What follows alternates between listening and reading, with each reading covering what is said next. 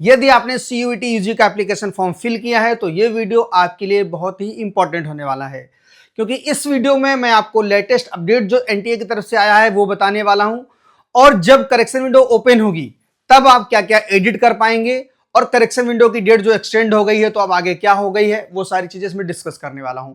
बहुत सारे बच्चों की ये क्वेरी है कि उन्होंने 6 सब्जेक्ट्स फिल कर दिए हैं, तो यदि वो सब्जेक्ट रिमूव करते हैं कुछ जब करेक्शन विंडो ओपन होगी तो क्या उनका फी रिफंड होगा, उनकी फीस वापस आएगी या नहीं आएगी।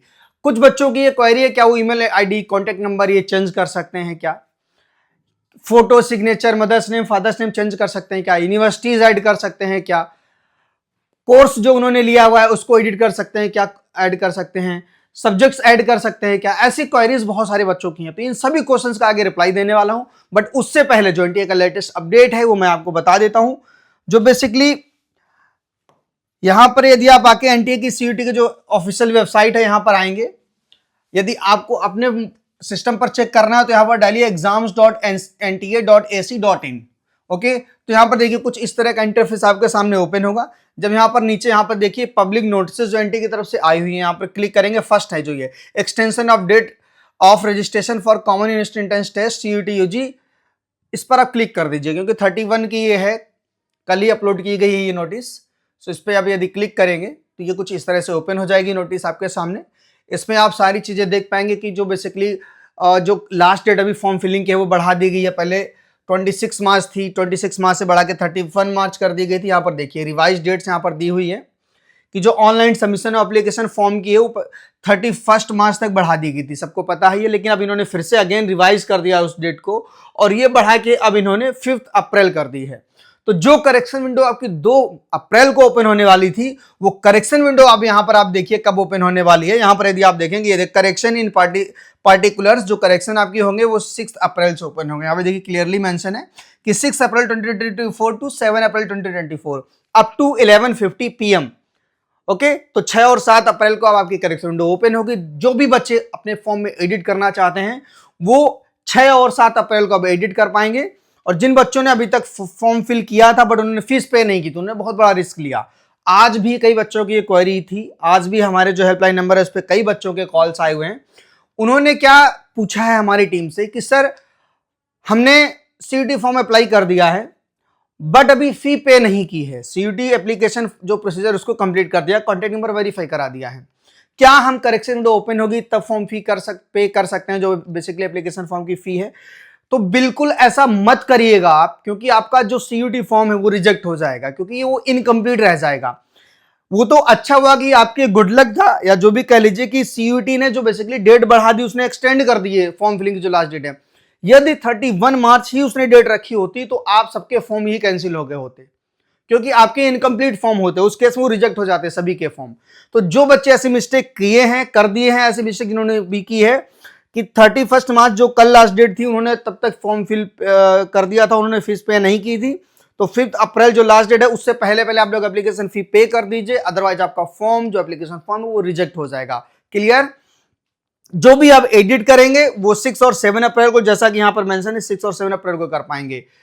बट 6 और 7 अप्रैल को यदि आप अपने सब्जेक्ट्स रिमूव करते हैं, किसी ने 6 सब्जेक्ट्स ले लिया है, 5 ले लिया है सब्जेक्ट्स, उनको वो कम करना चाहते हैं तो आप कम कर पाएंगे, बट उस केस में आपकी फी रिफंड नहीं होगी। मैं फिर से रिपीट कर देता हूं, कुछ यूट्यूबर्स हैं, कुछ यूट्यूब चैनल्स हैं जहां पर वो लोग आपको बता रहे हैं कि लास्ट ईयर भी फी जो है रिफंड की गई थी, रिटर्न की गई थी। हमारे चैनल पर लास्ट ईयर वाला भी वीडियो अपलोडेड है जहां पर NTA ने क्लियरली पब्लिक नोटिस जो उसने पब्लिश किया था उसमें क्लियरली लिखा था कि किसी भी तरह की फी जो भी होगी आपकी रिफंड नहीं की जाएगी।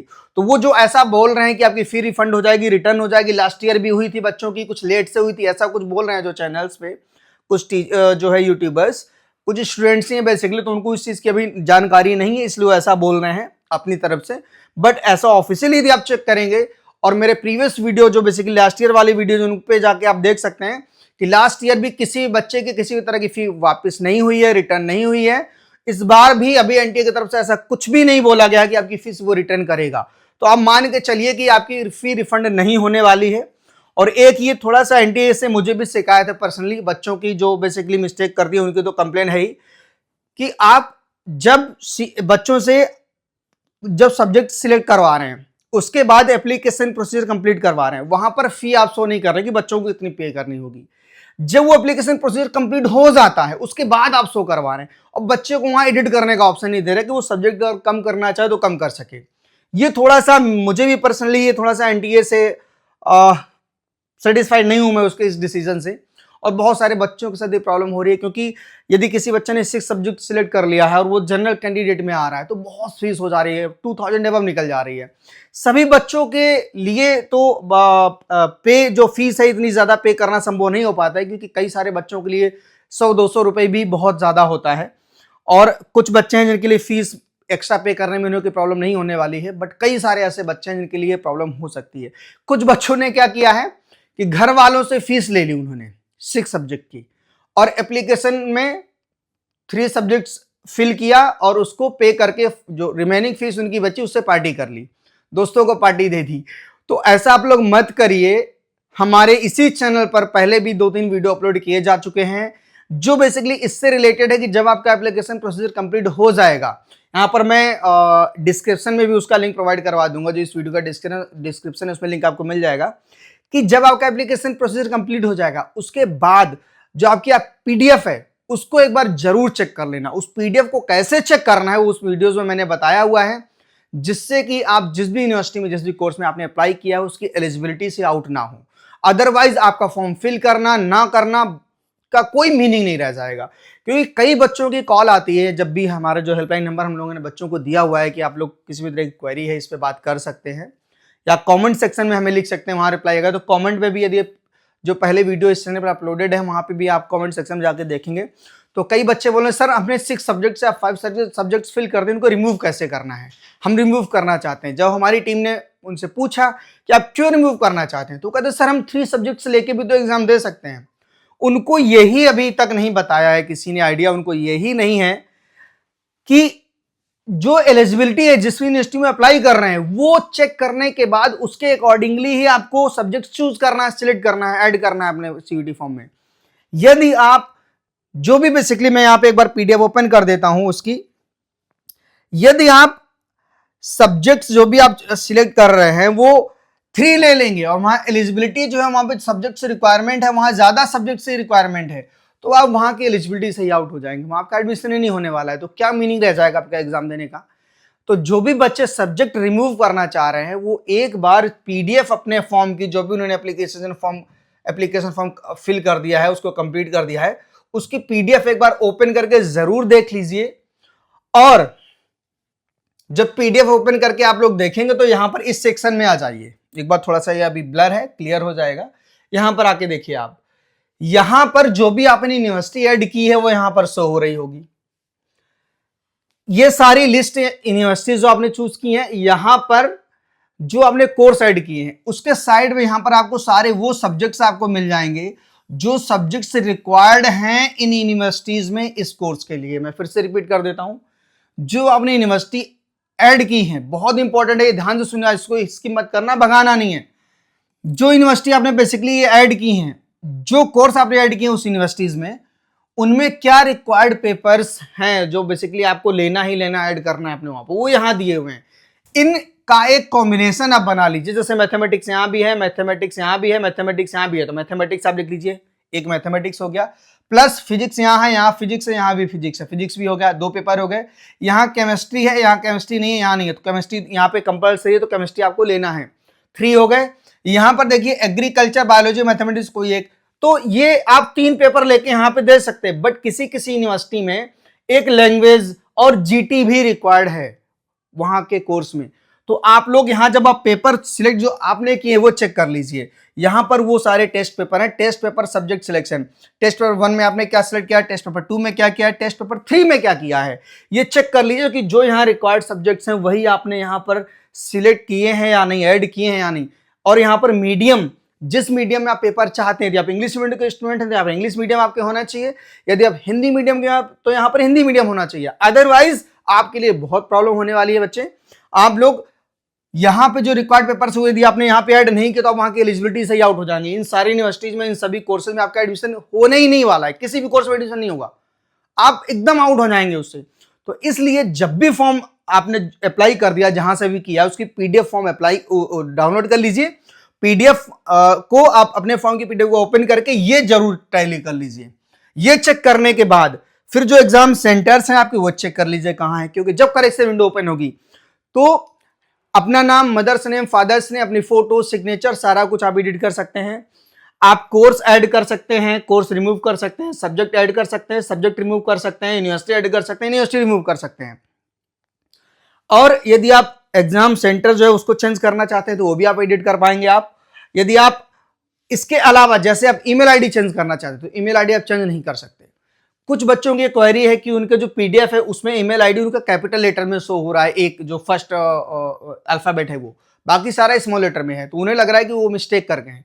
तो मैं यहाँ पे बता दूं बेटा, यदि आपको एनटीए की तरफ से मेल रिसीव हो गई है, एनटीए की तरफ से जो मेल आई उस एप्लीकेशन नंबर आपका दिया हुआ है सीयूईटी यूजी का, जो बेसिकली आपने फॉर्म अप्लाई किया हुआ है, तो टेंशन मत लो, आपकी 100% करेक्ट है ईमेल आईडी, वो उसमें किसी भी तरह की कोई मिस्टेक नहीं हुई है। ओके, यदि आपको एनटीए की तरफ से कोई मेल नहीं आया है तो फिर आपने मिस्टेक की है कहीं ना कहीं, जिस वजह से वो आपकी ईमेल आईडी है वो मिस्टेक हो गई, गलत हो गई है। और ईमेल आईडी एडिट करने का ऑप्शन लास्ट ईयर्स में, जो प्रीवियस ईयर्स में एग्जाम हुए हैं, बेसिकली उनका जो सीयूईटी फॉर्म एप्लीकेशन फॉर्म आया था उसमें भी उन्होंने जब भी करेक्शन विंडो ओपन की थी प्रीवियस ईयर्स में, तो उसमें उन्होंने ईमेल आईडी कॉन्टैक्ट नंबर का एडिट करने का ऑप्शन नहीं दिया था, तो इस बार भी नहीं मिलने वाला है। आपको ये समझ लीजिए कि email ID contact number edit करने का ऑप्शन नहीं आएगा, बाकी आप सारा कुछ चेंज कर सकते हैं। कुछ बच्चे की क्वेरी एड्रेस में हम कुछ चेंज करना चाहते हैं, कुछ बच्चे अपना बेसिकली जो डिस्ट्रिक्ट है वो चेंज करना चाह रहे हैं, कुछ बच्चे हैं वो अपना स्टेट चेंज करना चाह रहे हैं। तो जो आपका एड्रेस है, तो एड्रेस को लेके बहुत ज्यादा टेंशन मत लीजिए, क्योंकि जितना भी कम्युनिकेशन है एनटीए की तरफ से वो सारा आपको ईमेल आईडी को थ्रू किया जाने वाला है। तो अपनी ईमेल आईडी चेक कर लीजिए कि ईमेल आईडी आपकी करेक्ट होनी चाहिए। यदि ईमेल आईडी में किसी तरह की मिस्टेक है तो प्रॉब्लम होने वाली है।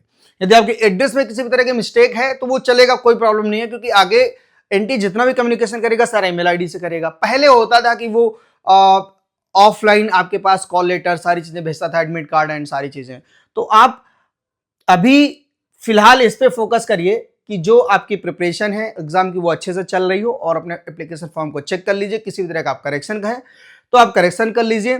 यदि आपने अभी तक चैनल सब्सक्राइब नहीं किया तो चैनल को सब्सक्राइब जरूर कर लीजिए, क्योंकि जितने भी अपडेट्स एनटी की तरफ से हमारे चैनल पर आते रहते हैं, और जो जेन्युइन हैं, जो भी ऑफिशियल ऑथेंटिक इंफॉर्मेशन होती है हम लोग वही प्रोवाइड करवाते हैं। किसी भी तरह का मिसगाइड नहीं करती हमारी टीम किसी भी बच्चे को, क्योंकि कई सारी आप देखेंगे सर्च करके यूट्यूब पे, तो कई सारे यूट्यूब पे लोग वीडियो बना रहे हैं कि आपकी फी रिफंड हो जाएगी या आप ईमेल आईडी एडिट कर सकते हैं। ऐसा कुछ नहीं, आप ना ही ईमेल आईडी एडिट कर पाएंगे, ना ही आपकी किसी तरह की फी रिफंड होने वाली है। पर्सनली मैं तो फेवर में हूं कि बच्चों की फी रिफंड होनी चाहिए, बट एनटीए नहीं कर रहा है अब, तो उसके लिए कुछ कर नहीं सकते। इस बार फीस भी बहुत ज़्यादा बढ़ा दी है, लास्ट ईयर में इतनी फीस नहीं थी, और जो बेसिकली ये फीस से पहले एडिट करने का कुछ ऑप्शन भी नहीं दे रहे। यदि आपने एक बार एप्लीकेशन प्रोसीजर कंप्लीट कर लिया है तो उसके लिए हमारे हाथ में जो चीज़ें नहीं है उसके लिए हम कुछ नहीं कर सकते, आप भी कुछ नहीं कर सकते। तो जो भी आपकी फीस आ रही है उसको आप पे करिए, और 5 अप्रैल से पहले फी पे कर दीजिए। फर्दर किसी भी तरह की क्वेरी है तो हमें कमेंट सेक्शन में लिखिए, हमारी टीम आपको बहुत जल्दी रिप्लाई करेगी।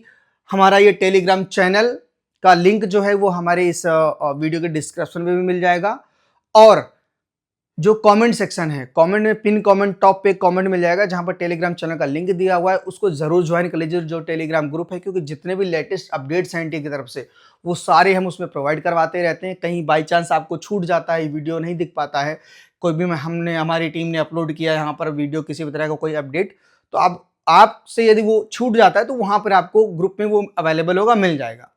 तो इसलिए टेलीग्राम ग्रुप आप ज्वाइन कर लीजिए। एंड ये हमारा हेल्पलाइन नंबर है, इस पर आप व्हाट्सएप कर सकते हैं अगर कोई आपकी पर्सनल क्वेरी इस तरह की है, कुछ जो आप चाहते हैं कि हमारा उस पर, क्योंकि व्हाट्सएप पे देख लीजिए, मैं एक बार बता देता हूँ यहाँ पर आपकी कि व्हाट्सएप पर हमारी टीम थोड़ा सा लेट से रिप्लाई कर पाती है, क्योंकि बहुत सारे मैसेज आ जाते हैं। बट जो वीडियो का कमेंट सेक्शन है वहाँ पर आपको विद इन 24 आवर्स रिप्लाई आएगा, ये मैं श्योरिटी के साथ बोल सकता हूँ आपसे। ओके, और टेलीग्राम चैनल ज्वाइन कर लीजिए। फर्दर की क्वेरी आप कॉमेंट करिए। सो 6-7 अप्रैल आपकी करेक्शन विंडो की डेट है।